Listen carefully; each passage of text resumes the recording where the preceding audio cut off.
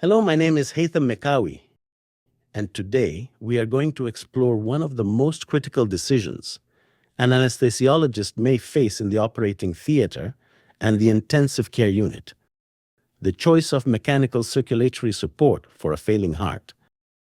Imagine it is 3 o'clock in the morning. A 58-year-old man with long-standing ischemic heart disease arrives in the cardiac catheterization laboratory. He is hypotensive, breathless, cold to touch. And despite maximal medical therapy, his circulation continues to collapse. The electrocardiogram shows a large anterior myocardial infarction, and echocardiography reveals a severely impaired left ventricle struggling to generate forward flow. At this moment, drugs are no longer enough. The heart needs mechanical help. And the real question becomes not whether to support the circulation, but how. Should we choose a device that assists the heart indirectly, or one that actively takes over part of its work? In this lecture, we will walk through this decision, step by step, using clinical reasoning, comparing the intra-aortic balloon pump and the Impella device, understanding how they work, when to use them, when not to use them, and most importantly, what this choice means for us as anesthesiologists at the bedside. At this stage, it is essential to understand what is happening inside the body. This patient has suffered a large anterior myocardial infarction, which has abruptly destroyed a significant portion of left ventricular muscle. As contractility falls, the left ventricle can no longer generate adequate forward flow. Cardiac output drops, systemic blood pressure collapses, and coronary perfusion becomes critically impaired. This creates a vicious cycle. Reduced coronary blood flow worsens myocardial ischemia, further depressing ventricular function. Pulmonary congestion develops as left ventricular and diastolic pressure rises, leading to breathlessness and hypoxia, while poor systemic perfusion causes cold, clammy skin, altered consciousness, and rising metabolic acidosis. Although inotropes and vasopressors may temporarily raise blood pressure, they also increase myocardial oxygen demand and can accelerate myocardial injury. At this point, the problem is no longer a lack of stimulation, but a mechanical failure of the pump itself. And unless we unload or assist the failing ventricle, irreversible multi-organ failure will follow. At this point in the case, it becomes clear why pharmacological therapy alone is failing. Inotropes can increase contractility and vasopressors can raise arterial pressure, but both do so at the cost of increased myocardial oxygen demand. In a heart that is already severely ischemic, this additional demand accelerates myocardial injury rather than reversing it.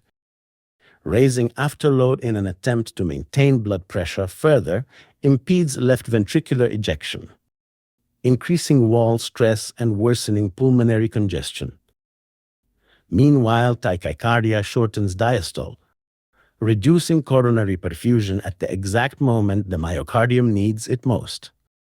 The circulation may appear temporarily stabilized on monitors, but tissue hypoxia, metabolic acidosis, and organ dysfunction continue to progress silently. This is the tipping point where escalating drug doses no longer rescue the patient, and mechanical circulatory support becomes the only intervention capable of interrupting the downward spiral by unloading the ventricle, improving coronary perfusion, and restoring forward flow. This is now the critical decision point, the moment where we must choose the type of mechanical support that best matches the physiology in front of us. One option is indirect circulatory support, a strategy that assists the failing heart by improving coronary perfusion and reducing afterload. The other option is active mechanical assistance, where a device directly unloads the left ventricle and takes over part of the work of pumping blood forward. The key question is not which device is more advanced, but which mechanism addresses the dominant problem In this patient, the left ventricle is severely damaged. Forward flow is critically reduced, and end diastolic pressures are rising. If myocardial perfusion is the main limitation, indirect support may be sufficient. But if the ventricle is no longer capable of generating effective output despite stimulation, then active unloading becomes essential. Understanding this distinction allows the anesthesiologist to move beyond device names and focus instead on matching physiology to mechanism, which is the foundation of safe and effective mechanical circulatory support. Let us begin with indirect mechanical support using the intra-aortic balloon pump. This device does not replace the work of the heart, but instead assists it by improving the conditions under which it operates. The balloon is positioned in the descending thoracic aorta and inflates during diastole, increasing diastolic pressure and enhancing coronary artery perfusion. Just before systole, the balloon rapidly deflates, reducing aortic pressure and therefore lowering left ventricular afterload. In a patient whose myocardium is injured, but still capable of generating forward flow, this reduction in afterload can meaningfully improve stroke volume while simultaneously reducing myocardial oxygen demand. However, it is important to recognize the limitation. The intra-aortic balloon pump does not generate flow, and if the left ventricle is too weak to eject blood despite afterload reduction, the hemodynamic benefit will be modest. Therefore, in this case, the balloon pump is only appropriate if the ventricle still has enough residual function to respond to assistance rather than replacement. We now turn to active mechanical assistance using the Impella device, which represents a fundamentally different approach to circulatory support. Unlike indirect support, this device does not rely on the left ventricle to generate flow. Instead, it actively unloads the ventricle by drawing blood directly from the left ventricular cavity and expelling it into the ascending aorta. In doing so, it immediately increases forward flow, reduces left ventricular and diastolic pressure, and lowers myocardial wall stress. This combination both improves systemic perfusion and reduces myocardial oxygen demand, which is particularly important in the setting of a large anterior myocardial infarction. In a patient whose ventricle is no longer capable of responding to afterload reduction alone, active unloading interrupts the vicious cycle of ischemia, congestion, and hypotension. However, this benefit comes with greater complexity. The device requires adequate right ventricular function, careful anticoagulation, and close hemodynamic monitoring. Therefore, the Impella is best understood not as a rescue of last resort, but as a deliberate strategy to replace failing ventricular work when physiology demands it. At this stage, selecting a device is not only about what it can do, but also about what it must not do. Every form of mechanical circulatory support carries specific contraindications that can turn benefit into harm if overlooked. The intra-aortic balloon pump must never be used in the presence of significant aortic regurgitation or aortic dissection, because balloon inflation increases diastolic backflow and can rapidly worsen hemodynamics. Severe peripheral vascular disease may also make insertion unsafe.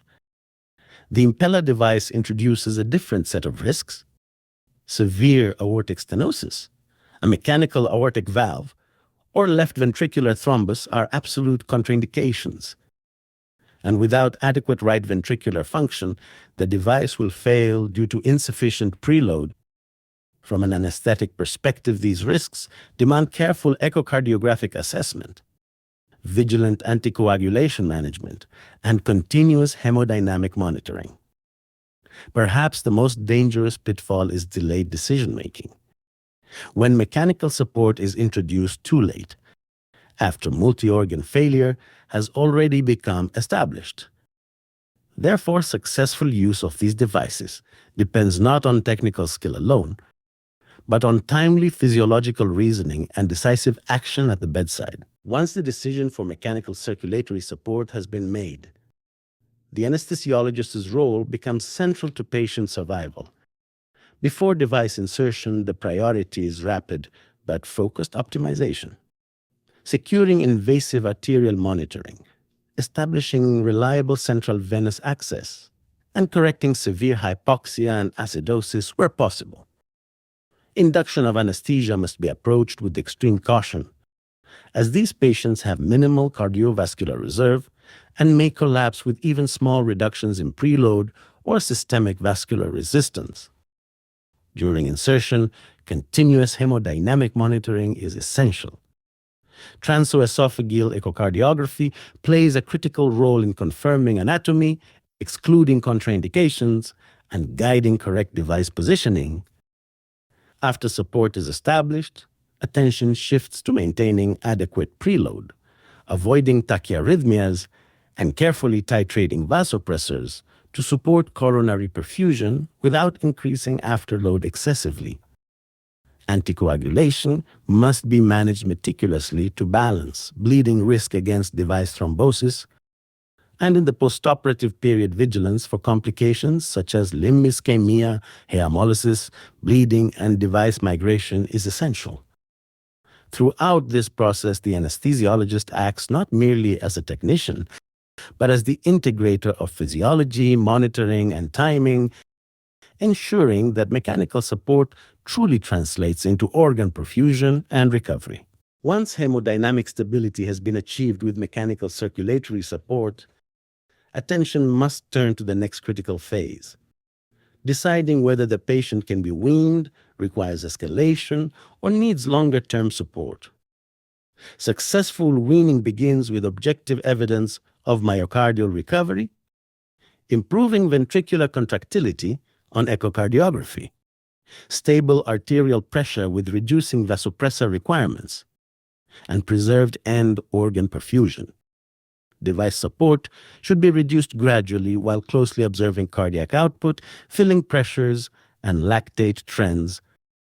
Failure to tolerate reduction in support signals inadequate myocardial recovery and mandates reassessment. In such cases, escalation to more advanced mechanical support or transition to long-term ventricular assistance may be required. Equally important is recognizing when recovery is unlikely, prompting timely multidisciplinary discussions regarding goals of care. Throughout this process, the anesthesiologist plays a key role in coordinating physiology, imaging, and clinical judgment, ensuring that mechanical circulatory support remains a bridge to recovery or decision, rather than a prolonged intervention without purpose. As we conclude this case, several core principles should remain clear. Cardiogenic shock is not simply a problem of low blood pressure. It is a state of failing circulation driven by a mechanical pump failure. Pharmacological therapy has a ceiling of benefit and may accelerate myocardial injury when used beyond that limit. Indirect mechanical support, such as the intra-aortic balloon pump, improves coronary perfusion and reduces afterload, but cannot replace a ventricle that has lost the ability to generate forward flow. Active mechanical assistance with the Impella device directly unloads the left ventricle and restores circulation when residual myocardial function is insufficient. Correct device selection depends on physiology, anatomy, timing, and contraindications rather than device availability or familiarity. For the anesthesiologist, success lies in early recognition, decisive intervention, meticulous monitoring, and continuous reassessment. Mechanical circulatory support should always serve as a bridge to recovery or a bridge to decision, and never become a prolonged intervention without clear purpose. When physiology guides judgment, technology becomes an ally rather than a distraction.